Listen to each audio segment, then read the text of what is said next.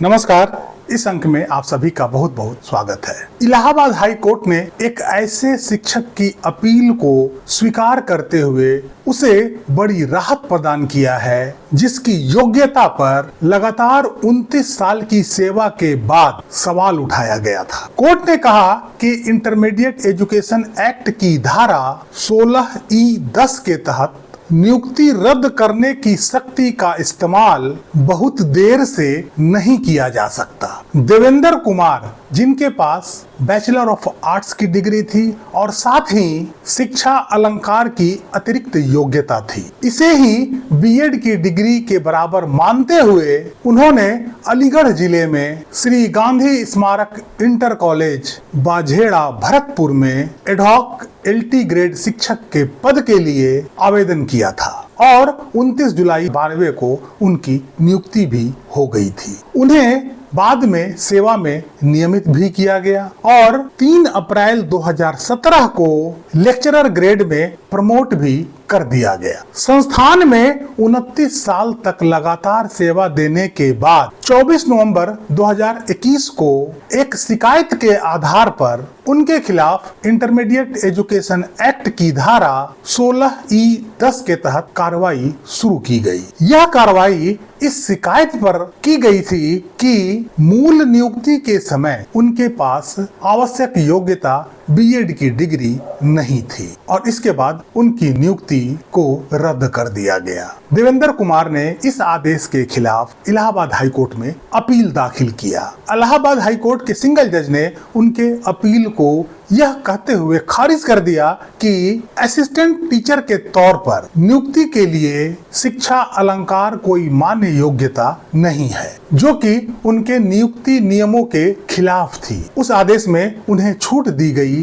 कि अगर सैलरी की रिकवरी के लिए कोई कार्रवाई की जाती है तो वे कानूनी रूप से मान्य उपाय अपना सकते हैं। उस आदेश के खिलाफ देवेंद्र कुमार ने इलाहाबाद हाई कोर्ट के ही डिवीजन बेंच में अपील की। अपीलकर्ता की ओर से यह कहा गया कि उन्हें नौकरी के आखिरी समय में नौकरी से नहीं निकाला जा सकता है और न ही लगभग 3 दशकों के काम के फायदों से वंचित किया जा सकता है। यह भी तर्क दिया गया कि धोखाधड़ी, जानकारी छिपाने या किसी भी प्रकार के मिलीभगत का आरोप उनके ऊपर नहीं है और राज्य ने उनकी सैलरी के भुगतान के लिए वित्तीय मंजूरी भी दी थी। उन्हें रेगुलर भी किया गया और बाद में उनको प्रमोट भी किया गया। कोर्ट ने गौर किया कि जब 2013 में एक सकारात्मक आदेश के जरिए अपील करने वाले को रेगुलर किया गया या जब उसके 4 साल बाद उन्हें प्रमोट किया गया,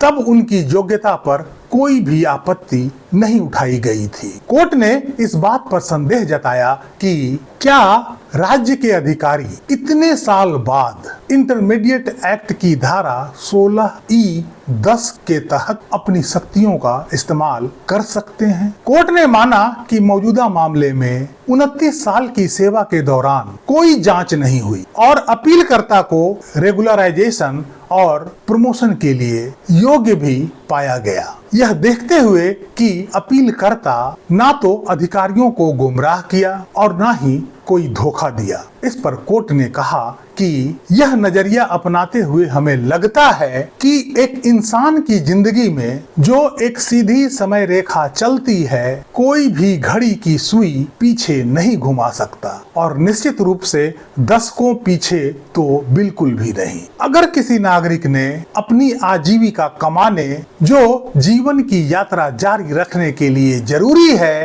के लिए ऐसी नौकरी पाने की कोशिश करते समय अधिकारियों को गुमराह नहीं किया या धोखाधड़ी या धोखा नहीं दिया, तो हम नियोक्ताओं, खासकर सरकारी एजेंसियों को जीवन के उस जरूरी पहलू से आंखें मूंदने की इजाजत नहीं दे सकते। ऐसे मामलों में कानूनी रूप से सही समाधान देने की कोशिश में भले ही हम कानून के अनुरूप होने की उम्मीद करें, लेकिन हम न्याय से मीलों दूर हो सकते हैं और ऐसा हम नहीं कर सकते। इलाहाबाद हाई कोर्ट ने अपने ही कोर्ट के एक फुल बेंच के निर्णय का हवाला देते हुए कहा कि इस एक्ट की धारा 16(e)(10 के तहत शक्ति का इस्तेमाल लगभग 17 साल बीत जाने के बाद अर्थात बहुत देर से नहीं किया जा सकता। चूंकि यह एक बड़ी बेंच द्वारा दिया गया फैसला था, इसलिए कोर्ट ने कहा कि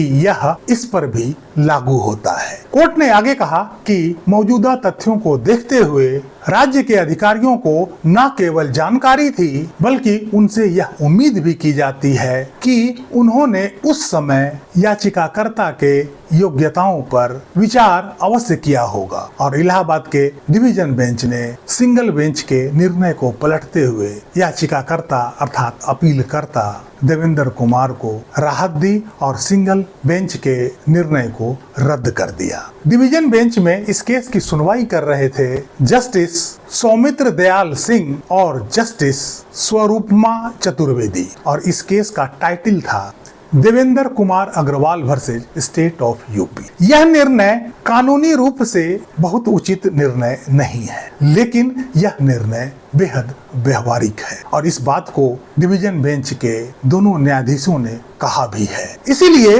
निर्णय को कानून सम्मत होने के साथ साथ उसे व्यवहारिक अधिक होना चाहिए। यदि कोई निर्णय व्यवहारिक नहीं है तो वो निर्णय न्याय नहीं कहलाता है। इसीलिए किसी भी निर्णय को न्याय कहलाने के लिए उसे व्यवहारिक होना बेहद आवश्यक है। इस संदर्भ में यदि हम 1 सितंबर 2025 के सुप्रीम कोर्ट के निर्णय को देखते हैं तो वो निर्णय ना ही कानून सम्मत है और ना ही व्यवहारिक। इसलिए कोई भी निर्णय यदि 100% कानून की कसौटी पर खरा नहीं भी उतरता है, लेकिन यदि वो व्यवहारिक निर्णय है तो वो न्याय कहलाता है। यह कोई जरूरी नहीं है कि हर निर्णय कानून के कसौटियों पर 100% खरा उतरे, बल्कि ज्यादा जरूरी यह है कि वो निर्णय व्यवहारिक निर्णय हो, तभी समाज में न्याय व्यवस्था की स्थापना की जा सकती है। और इसी के लिए हाई कोर्ट और सुप्रीम कोर्ट को